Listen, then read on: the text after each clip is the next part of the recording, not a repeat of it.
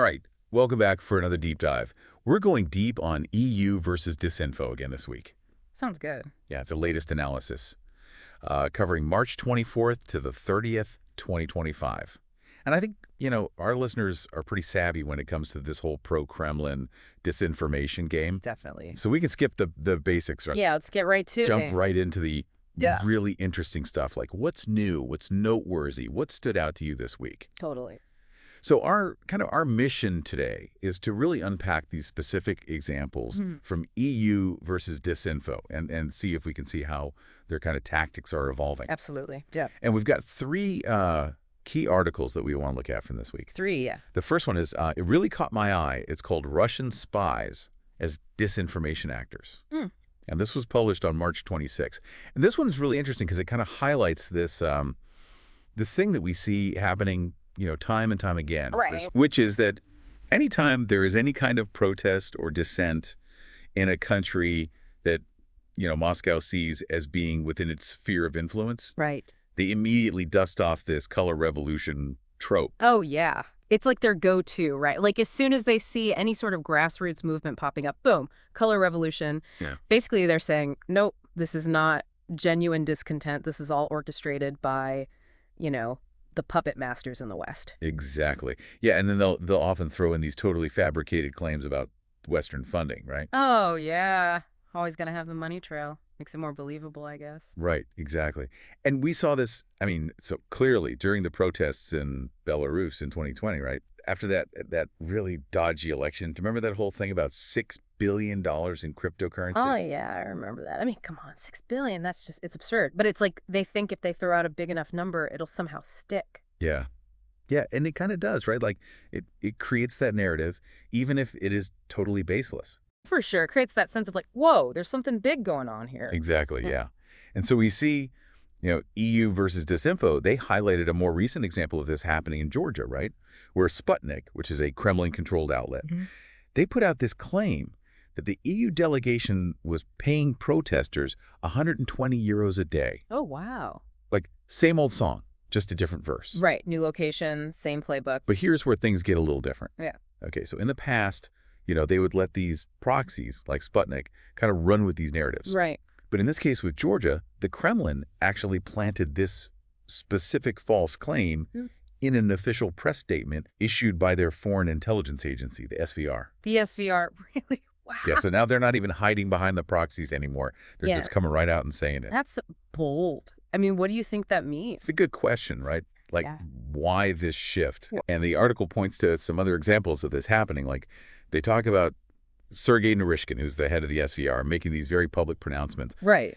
During the pandemic, he was out there accusing the EU of trying to discredit their Sputnik V vaccine. And in the lead up to the invasion of Ukraine, he was like front and center pushing these false narratives about Ukraine, being anti-Russia and claiming that they were killing civilians in Donbass, which was just, setting the stage for the invasion. Yeah.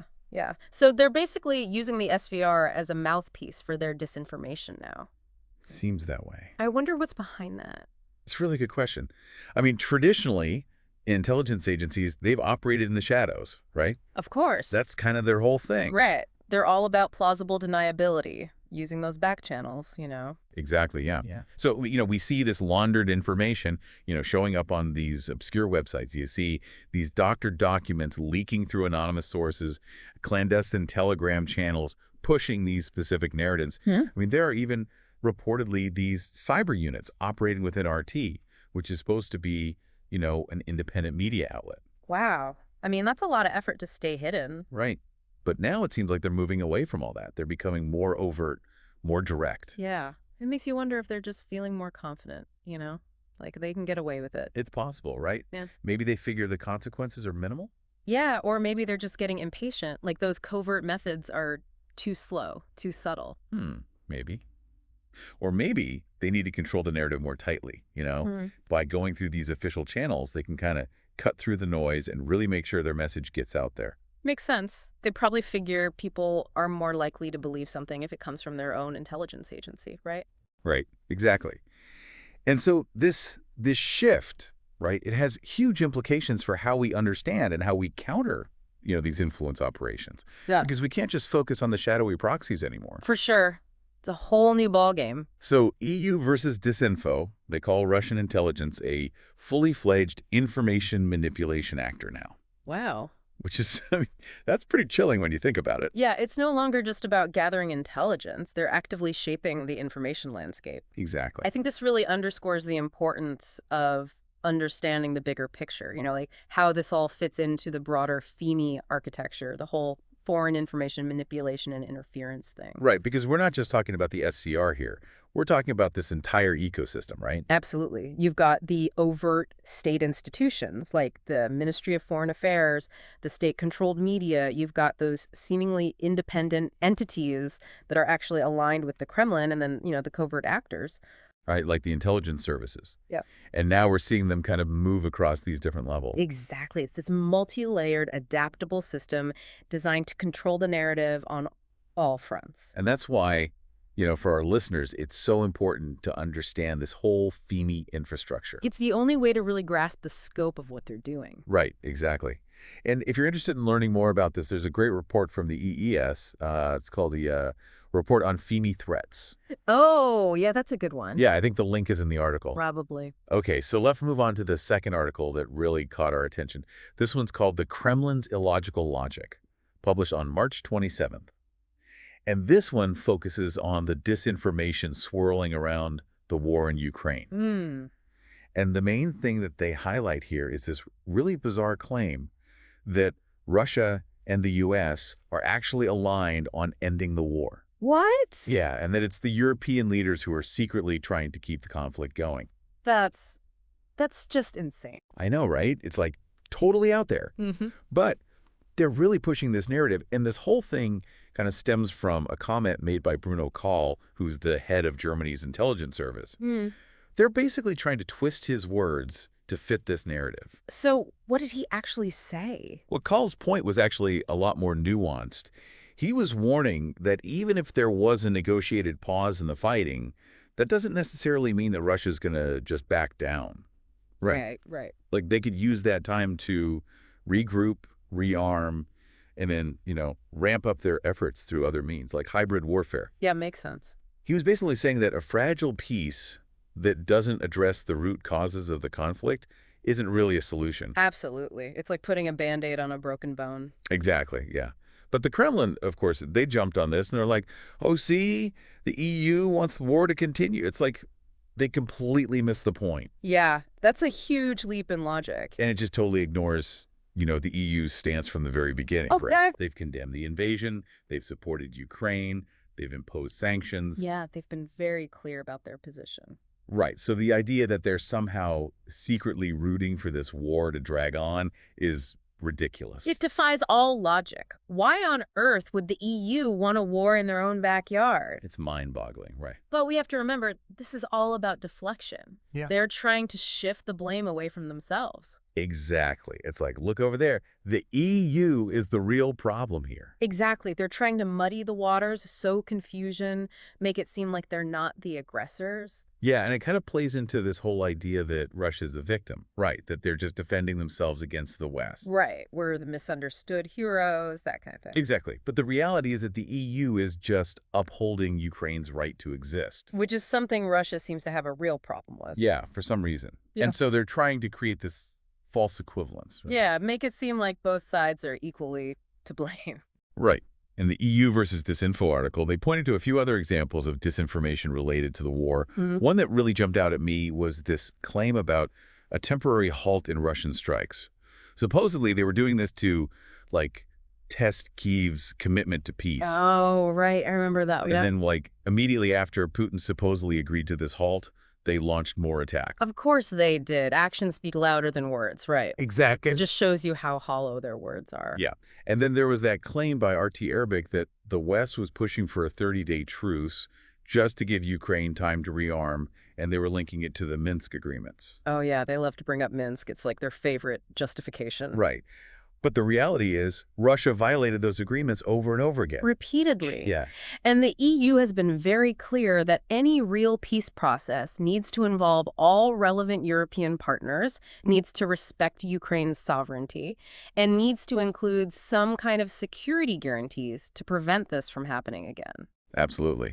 And then finally, they highlighted this really misleading portrayal of NATO Secretary General Mark Rutte's comments about restoring ties with Russia. Oh, I remember that one. They basically took his words out of context. Completely. RT made it seem like he was saying NATO should just go back to normal with Russia as soon as the war ends, but they left out the part where he said that continued pressure on Russia is essential. Classic cherry picking. They do that all the time. All right, so let's move on to the third and final article that we're going to unpack today. Sounds good. This one is called Belarus, Prisoners on Screen, from March 25th. Okay. And this one is really disturbing. It's about these forced repentance videos that have become, a really common tactic under the Lukashenko regime. Oh, yeah, I've heard about those. It's just awful. It really is. And they've been doing this, ever since those protests back in 2020. Right. It's a way to silence dissent, spread fear, and control the narrative. It's pure intimidation. They're basically saying, this is what happens if you speak out against us. And the situation for independent journalists in Belarus is particularly dire. They mentioned in the article that Belarus has a really high number of journalists behind bars. Yeah, I read that too. It's really concerning. Yet Reporters Without Borders ranked Belarus fourth globally for the number of imprisoned journalists, with at least 40 media professionals locked up. Wow, that's a scary statistic. It really is. Huh? And a lot of these journalists are being forced to participate in these propaganda videos. While they're in prison. Yeah. EUvsDisinfo highlighted a trend where they noticed that in early 2025, they started to use these videos to push specific narratives. Like what? Well, one of the main things they were doing was trying to portray independent media as a tool of Western intelligence, basically. Oh, that's an old one. The West is trying to undermine us, blah, blah, blah. Right, and they did this, they showed a series of videos with 3 journalists. They were all associated with Radio Free Europe, Radio Liberty's Belarusian service. And they also included this political prisoner, Yuri Ziyankovich, who has dual U.S.-Belarusian citizenship. Interesting. Yeah, and they aired all of this right before Donald Trump's inauguration in January. Oh, wow, that's strategic. Right, like a very deliberate message to the incoming administration. So what did they make these journalists say? Well, the way they presented it was it was really chilling. They showed them in this cold prison yard, all wearing black prison uniforms, hunched over. Sounds staged. Totally staged.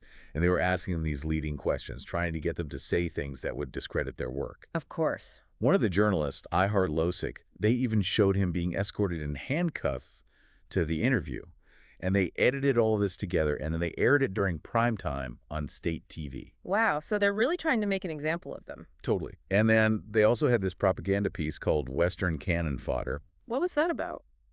It basically framed these journalists as participants in a coup attempt, like they were unwittingly being used by the West. Oh, so it feeds into that whole narrative about the 2020 protests being a foreign orchestrated coup. Exactly. Which is what they've been using to justify the crackdown on dissent ever since, right? Yeah, it's their go-to excuse. They Yeah. never admit that people might actually be genuinely unhappy with their rule. So the way they handled Yuri Ziyankovich, the dual citizen prisoner, was a little different. How so? They had him talking about the financing of independent media and the supposed dangers of color revolutions, but they presented him as this American lawyer, political scientist, and expert. Interesting. And he was wearing a suit sitting in what looked like a hotel room. So very different from the journalists who were in prison garb. Right. And they had shown Ziyankovich in another video back in September 2024. In that one, he was in prison clothes, praising Lukashenko and asking U.S. presidential candidates to help him get back to his family in the U.S. So it's almost like they're using him as a bargaining chip. That's what the article suggests, yeah. They were sending a message to the new U.S. administration. And then in February 2025, we saw this unannounced visit by a high-ranking U.S. official to Minsk. First time in a while, right? Yeah, the first since 2020. And there were these reports in the New York Times about a possible prisoner swap in exchange for easing sanctions. Interesting. And then on the very day of that visit, 3 political prisoners were suddenly released. Wow, that's quite coincidence. One of them was a U.S. citizen, Yeah. and he described it as a forced expulsion.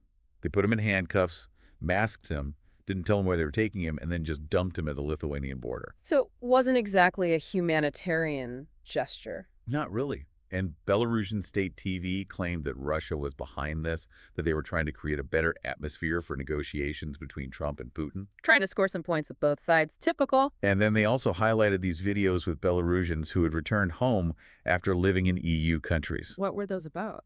Well, they basically had them talking about how bad life is in the EU, trying to make it seem like Belarus is the better option. Classic propaganda tactic. Paint a rosy picture of your own country while demonizing the West. Exactly.